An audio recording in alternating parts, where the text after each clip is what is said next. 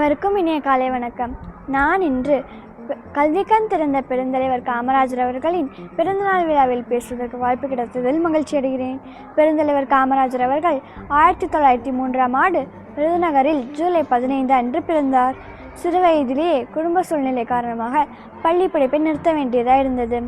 ஆனால் கல்வியின் அருமையை நன்கு உணர்ந்த அவர் பின்னர் தமிழ்நாட்டின் முதலமைச்சராக பொறுப்பேற்ற பொழுது கல்வி வளர்ச்சிக்காக பல வரலாற்று சாதனைகளை படைத்தார்.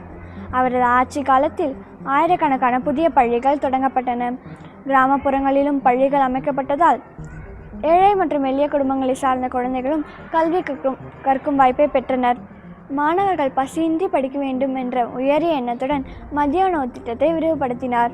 இதனால் பள்ளிகளில் சேரும் குழந்தைகள் எண்ணிக்கை பெருமளவில் அதிகரித்தது.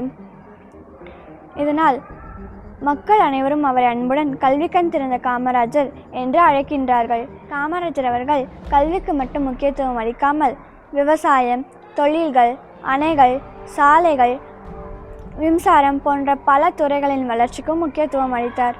எளிமை, நேர்மை, நாட்டுப்பற்று மற்றும் தன்னலமற்ற சேவை ஆகியவை அவரது வாழ்க்கையின் முக்கிய அடையாளங்களாக இருந்தன. காமராஜரின் பிறந்த நாளான ஜூலை 15 அன்று இன்று தமிழ்நாட்டின் கல்வி வளர்ச்சி நாளாக கொண்டாடப்படுகிறது. வளர்ச்சிக்கு முக்கியத்துவத்தை நினைவூட்டும் சிறப்புமிக்க நாளாகும். நன்றி.